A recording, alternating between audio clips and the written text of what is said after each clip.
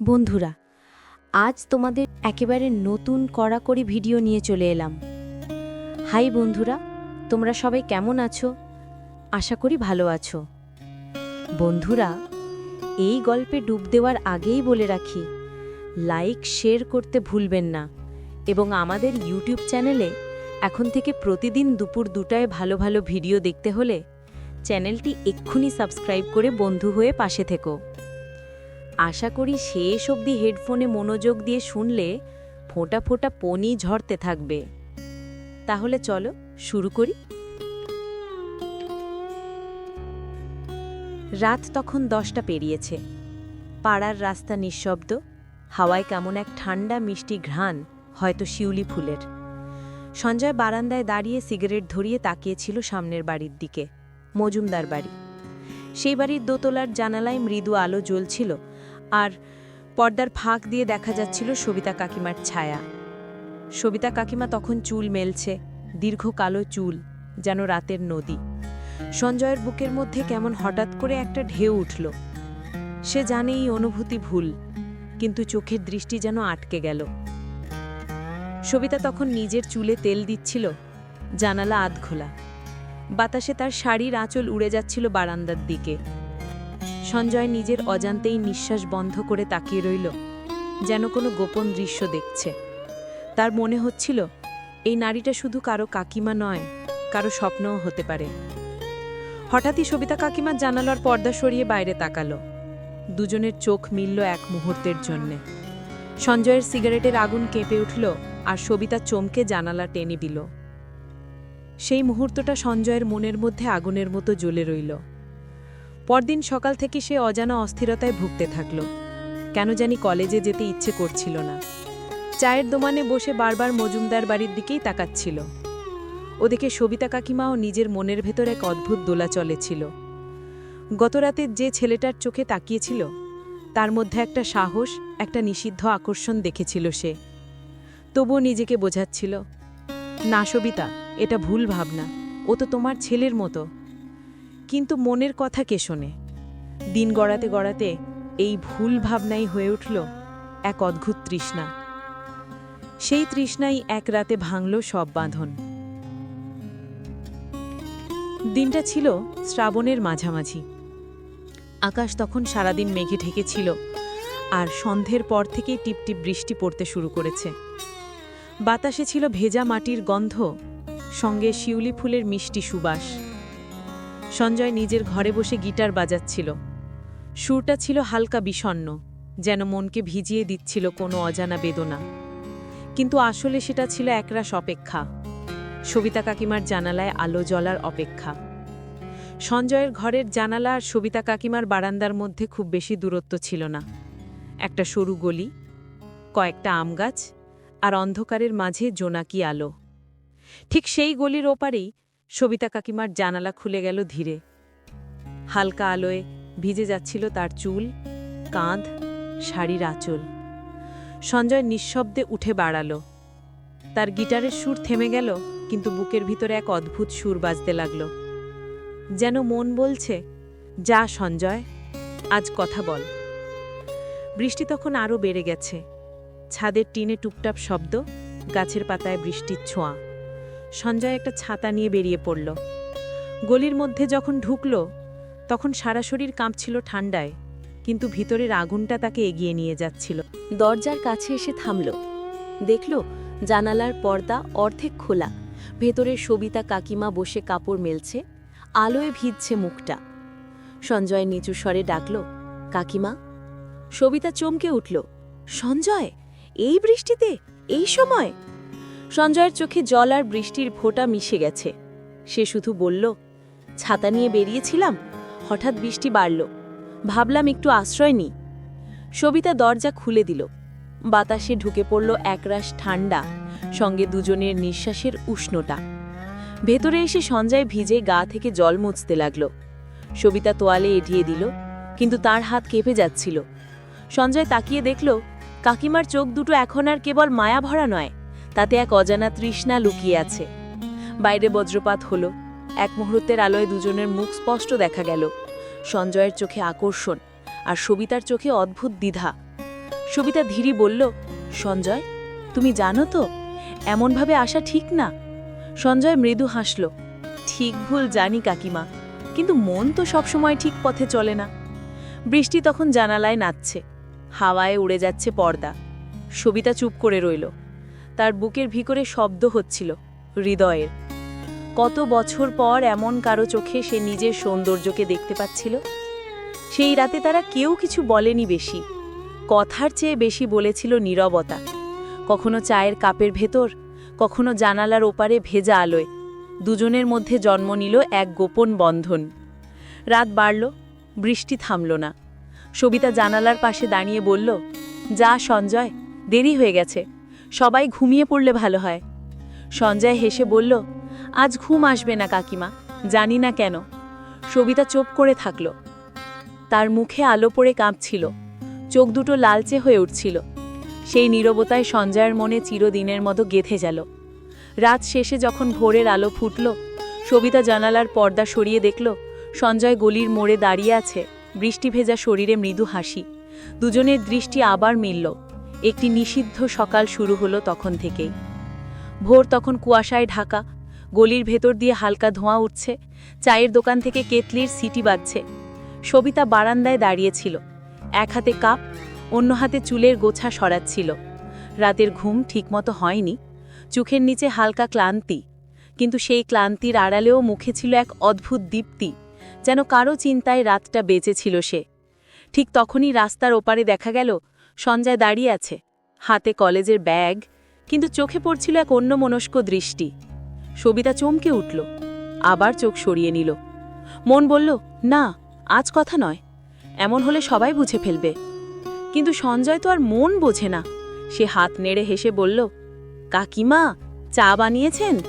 সবিতা ঠোঁটে হালকা হাসি নিয়ে বলল, তুমি তো এই সকালে? সঞ্জয় বলল, চা না খেলে সকালটা ফাঁকা লাগে, তাই ভাবলাম কাকিমার হাতের চা যদি আজ পাই। সবিতা কিছু বলল না, তবুও দরজা খুলে তাকে ভেতরে আনল। রান্নাঘরের পাশে ছোট্ট ঘরটায় দুজন বসল। চায়ের কাপে ধোঁয়া উঠছে আর বাইরে রোদের আলো আসছে জানালা দিয়ে। সঞ্জয়ের চোখ বারবার সবিতার দিকে যাচ্ছিল। তার মনের ভিতরে হাজারো প্রশ্ন। এই নারীটা কি জানে সে কতটা ভালোবাসে তাকে? সবিতা চুপচাপ চা নাড়ছিল। তার মনে বারবার ফিরে আসছিল আগের রাতের দৃশ্য, সেই বৃষ্টি ভেজা মুহূর্ত, সেই নীরব চোখের ভাষা, সব কিছু যেন আজও হাওয়ায় ভাসছে। সঞ্জয় ধীরে বলল, কাকিমা, তুমি জানো আমি রাতে ঘুমাতে পারিনি। সবিতা অবাক হয়ে তাকালো, কেন? সঞ্জয় হেসে বলল, তুমি ছিলে মাথার মধ্যে। সবিতা কাপটা নামিয়ে রাখল। এক মুহূর্তের নীরবতা, শুধু ঘড়ির কাঁটার টিকটিক শব্দ। সে আস্তে বলল, সঞ্জয়, এমন কথা বলো না, তোমার বয়সে এসব ভাবনা ঠিক নয়। সঞ্জয় উত্তর দিল, বয়সে ভালোবাসা আসে না কাকিমা, আসে অনুভূতিতে। সবিতা বুঝল, এই ছেলেটাকে সে যতই থামাতে চায়, তার চোখের ভিতর সেই আগুন আরও জ্বলে উঠছে। তার নিজের মনের ভিতরেও যেন কেউ একটা দরজা খুলে দিচ্ছে। ঠিক তখনই দরজায় ঠকঠক শব্দ। সবিতা চমকে উঠল। বাইরে অর্পিতা, তার মেয়ে। সে বলল, মা, কলেজে যাচ্ছি, চা বানানো শেষ? সবিতা তাড়াতাড়ি কাপগুলো লুকিয়ে ফেলল, বলল, হ্যাঁ, যাচ্ছি এখনই। অর্পিতা চলে গেলে ঘরে আবার নীরবতা। সঞ্জয় ধীরে বলল, ভয় পেয়েছ? সবিতা এক নিঃশ্বাসে বলল, ভয় নয় সঞ্জয়, শুধু নিজের ওপর ভরসা হারাচ্ছি।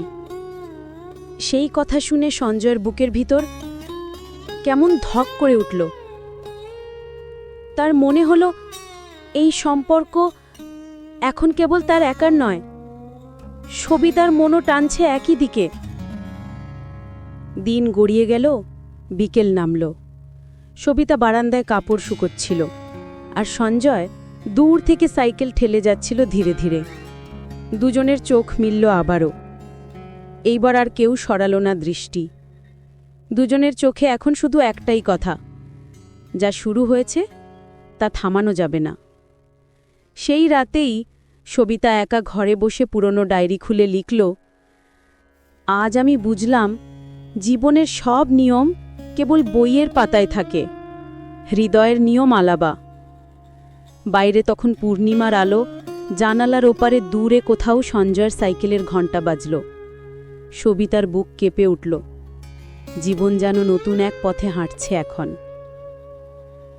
দিনটা ছিল আশ্বিন মাসের মাঝামাঝি। আকাশে তখন হালকা সাদা মেঘ, রোদের ছোঁয়ায় উঠোন ঝলমল করছে।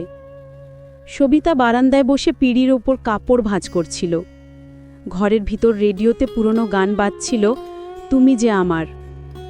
গানটা শুনে বুকের ভিতর কেমন হু হু করে উঠছিল। গত কয়েকদিন সঞ্জয় আসেনি। সবিতা ভেবেছিল হয়তো ছেলেটা এখন সব ভুলে গেছে, হয়তো বুঝে গেছে এই সম্পর্কের কোনো ভবিষ্যৎ নেই। তবুও মনে মনে একটা ফাঁকা ভাব, যেন কিচ্ছু নেই জীবনে। ঠিক তখনই গেটের বাইরে সাইকেলের ঘণ্টা বাজল। সবিতা চমকে তাকালো। সঞ্জয়, সাদা শার্টে, চোখে পুরনো হাসি, কিন্তু মুখে এক অদ্ভুত গাম্ভীর্য। সবিতা থমকে গেল। সে কিছু বলার আগেই সঞ্জয় এগিয়ে এসে বলল, কাকিমা, কেমন আছেন? সবিতা ঠোঁট নেড়ে বলল, ভালো। অনেকদিন তো দেখা নেই তোমার। সঞ্জয় মৃদু হেসে বলল, চেষ্টা করছিলাম দূরে থাকতে, কিন্তু পারলাম না। এই এক কথায় যেন সবিতা ভেঙে পড়ল। তার চোখের ভিতর জমে থাকা জল ঝাপসা করে দিল চারপাশ। সে কিছু বলল না, শুধু বলল, চলো ভেতরে এসো। ঘরে ঢুকে দুজন চুপচাপ বসে রইল। ঘড়ির কাঁটা এগোচ্ছে, সময় থেমে আছে যেন। বাইরে পাখির ডাক, দূরে কারোর শাড়ি শুকোনোর শব্দ, সব কিছু যেন অচেনা হয়ে গেছে। সঞ্জয় বলল, তুমি জানো কাকিমা, আমি চেষ্টা করেছি তোমাকে ভুলতে। কলেজে গেছি, বন্ধুদের সঙ্গে থেকেছি, কিন্তু মনে হয়েছে তোমার একটুখানি ছায়াও যদি পাশে থাকতো, সব ঠিক হয়ে যেত। সবিতা ধীরে বলল, এভাবে বলো না সঞ্জয়, আমি তোমার থেকে অনেক বড়, আর আমি একজনের স্ত্রী। সঞ্জয় থামালো না। আমি জানি, কিন্তু আমার হৃদয় কোনো হিসেব বোঝে না কাকিমা। যখন তোমায় দেখি তখন নিজের বয়স, নিয়ম সব ভুলে যাই। সবিতা চোখ নামিয়ে বলল, তুমি জানো, তোমার এই কথা শুনে আমারও ভয় হয়, কারণ তোমার চোখে আমি এমন কিছু দেখি যা আমার ভিতরের নীরবতাকে ভেঙে দেয়। দুজনেই চুপ। এই নীরবতা যেন হাজার কথা বলে যায়। বিকেলের রোদ জানালা পেরিয়ে তাদের মুখে পড়ছিল। একটা বাতাস এলো, পর্দা উড়ে গিয়ে ছুঁয়ে গেল সবিতার গাল। সেই মুহূর্তে সঞ্জয় হাত বাড়িয়ে বলল, তুমি যদি চাও আমি কিছু বলবো না, কিন্তু চুপ থাকাও আমার পক্ষে কঠিন। সবিতা তাকালো তার চোখে, একটা গভীর দৃষ্টি। তাতে অপরাধ নেই, আছে সত্যিকারের টান। সে ধীরে বলল, আমাদের এই বন্ধনটা কাউকে জানাতে নেই সঞ্জয়। এই গোপনটাই হয়তো আমাদের সবচেয়ে বড় সত্য। সঞ্জয় মৃদু হেসে বলল, তুমি যদি আমার সত্য হও, তাহলে গোপন থাকাটাও আমার আনন্দ। বিকেল গড়িয়ে সন্ধ্যা নামল, আকাশে লাল আভা ছড়িয়ে পড়ল। সবিতা সঞ্জয়ের জন্য চা বানালো। 1 কাপ চা, 1 কাপ নীরবতা, আর এক গোপন প্রতিশ্রুতি। সেদিন যাবার আগে সঞ্জয় বলেছিল, কাল বিকেলে এই সময় যদি জানালায় আলো থাকে, আমি বুঝব তুমি অপেক্ষা করছো। সবিতা কিছু বলল না, তবুও জানত কাল বিকেলে সেই আলো জ্বলবেই। রাত নামল। সবিতা একা বারান্দায় বসে আকাশের দিকে তাকিয়েছিল। তার মনে হচ্ছিল এই নক্ষত্রগুলোও হয়তো জানে সে এখন আর শুধু সংসারের নারী নয়, সে এক নারীর ভেতরে জন্ম নেওয়া নতুন ভালোবাসার প্রতীক। তার চোখে এখন ভয় আছে, লজ্জা আছে, কিন্তু সেই ভয়কে ছাপিয়ে গেছে এক গোপন সুখের আলো। সেই গ্রামের নিস্তব্ধতায় একদিন সকালে মৃদু রোদে যখন গাঙের ধারে ধোঁয়া উঠছিল, তখনই শুরু হলো এই কাহিনীর শেষ অধ্যায়। ধনী বাড়ির ছেলে সঞ্জয়, যে একসময় অহংকারে ভরপুর ছিল, আজ এক নিমিষে বদলে গেছে। সবিতা কাকিমার চোখে সে শুধু এক নারী নয়, এক ভালোবাসার আশ্রয় দেখেছে। কিন্তু সমাজের নিয়ম, পরিবারের চোখ আর সময়ের নিষ্ঠুর বাস্তব সব মিলে এই ভালোবাসার যাত্রা কখনোই ছিল না সহজ। সবিতা কাকিমার বাড়িতে 4 জন। স্বামী হরেনচন্দ্র একজন নরম স্বভাবের মানুষ, গ্রামীণ ডাক বিভাগে কাজ করেন। ছেলে মনোজ ক্লাস 10-এর ছাত্র। মায়ের হাসিতে সকাল শুরু হয়। শাশুড়ি পার্বতী দেবী বয়স 65-র কাছাকাছি, প্রার্থনায় দিন কাটান। আর সবিতা বয়স 34-এর কাছাকাছি, শান্ত, স্নিগ্ধ, কিন্তু চোখের ভেতর লুকানো এক অনন্ত বেদনা। অন্যদিকে সঞ্জয়ের বাড়িতে 6 জন। বাবা বিজনবাবু চাষের জমির মালিক, পঞ্চায়েতের সদস্য। মা সুনন্দা দেবী কঠোর স্বভাবের, পুত্রের প্রতিটি পদক্ষেপ নজরে রাখেন। 2 ভাই অরিন্দম আর সঞ্জয়। অরিন্দম বড়, ব্যবসা সামলায়, আর সঞ্জয় কলেজ পড়ুয়া, স্বপ্নবাজ। বোন মিতালি বিয়ে ঠিক হয়েছে পাশের গ্রামে। আর বাড়ির পুরনো কর্মচারী গোপাল, যিনি সব জানেন কিন্তু কিছু বলেন না। সেই রাতে বৃষ্টির পরের শান্ত গন্ধে ভিজেছিল চারপাশ। সঞ্জয় আসেনি 2 দিন ধরে। সবিতা কাকিমার বুকের ভেতর কেমন এক অজানা শূন্যতা জমেছে। বারান্দায় বসে সে চায়ের কাপ হাতে তাকিয়ে আছে সঞ্জয়ের বাড়ির দিকেই। হঠাৎ দূর থেকে মৃদু পায়ের শব্দ, তারপর গলার স্বর, কাকিমা, আমি এসেছি। সবিতা ঘুরে তাকালো। চোখে মুখে মিশে আছে অবাক আর স্বস্তির মিশ্র অনুভূতি। তুই এলি সঞ্জয়, এতদিন কেন আসিসনি? সঞ্জয় চুপ করে মাথা নিচু করে বলল, ভয় পেয়েছিলাম কাকিমা, মনে হলো হয়তো তোমার চোখের সেই মায়া আর আমার জন্য নয়। বৃষ্টি ভেজা বাতাসে দুলে উঠল গাছের পাতা, মৃদু হাওয়া এসে ছুঁয়ে গেল সবিতার কাঁধ। তার চোখে এক ফোঁটা জল, যা ঠিক বোঝা যাচ্ছিল না বৃষ্টি না অশ্রু। সেই রাতে 2 জন কথা বলেছিল অনেক, ভালোবাসা নিয়ে, ভয় নিয়ে, সমাজ নিয়ে। সবিতা বলেছিল, সঞ্জয়, আমাদের গল্প কেউ বুঝবে না, কিন্তু তুই প্রতিশ্রুতি দে, জীবনে যাই হোক ভালোবাসাকে অপমান করবি না। সঞ্জয় হাত জোর করে বলেছিল, আমি প্রতিশ্রুতি দিচ্ছি কাকিমা, আমার জীবনে তুমি সেই প্রথম আলো, যা কখনো ম্লান হবে না। মধ্যরাতে গাঙের ওপারে বাজল মেঘের গর্জন, যেন প্রকৃতিও এই সম্পর্কের সাক্ষী হয়ে উঠল। সবিতা ধীরে ধীরে উঠল, বলল, যা সঞ্জয়, এখনই যা, কেউ দেখলে বুঝে ফেলবে। সঞ্জয় চুপচাপ চলে গেল, কিন্তু তার পেছনে বাতাসে ভেসে রইল সবিতার কণ্ঠ, ভালোবাসা মানে শুধু কাছে থাকা নয়, দূর থেকেও মনে রাখা। বছর কয়েক পর সময় স্রোতে বদলে গেল সবকিছু। সঞ্জয় শহরে চাকরি পেল, একদিন বিয়েও করল, কিন্তু তার ডায়েরির প্রতিটি পাতায় এখনও লেখা, সবিতা কাকিমা, তুমি আমার চিরন্তন নীরব ভালোবাসা। অন্যদিকে সবিতা আজও প্রতিদিন সকালে গাঙের ধারে দাঁড়িয়ে সূর্য ওঠা দেখে কারো অজান্তে তার ঠোঁটে উচ্চারিত একটাই নাম, সঞ্জয়। ভালোবাসা যদি সত্যি হয় তবে সে কোনো সম্পর্কের বাঁধনে আটকে থাকে না। কিছু ভালোবাসা কেবল চোখে নয়, আত্মায় থেকে যায়। সবিতা কাকিমা আর সঞ্জয়ের গল্প ঠিক তেমনই, নিষিদ্ধ হলেও পবিত্র, অসম্পূর্ণ হলেও অমর। যারা এই গল্পটা শুনলেন তারা জানেন ভালোবাসা কোনো বয়স চেনে না, চেনে শুধু অনুভব। পরের গল্পে আবার দেখা হবে এক নতুন সম্পর্কের আলোয়। যদি এই গল্পটি আপনাকে স্পর্শ করে থাকে তাহলে পরবর্তী ঘটনা শোনার জন্য অপেক্ষা করুন। আর বন্ধুরা, আমাদের এই ইউটিউব চ্যানেলে ভালো ভালো গল্প শুনতে হলে প্লিজ এখনই সাবস্ক্রাইব করুন এবং পরবর্তী পর্ব মিস করবেন না।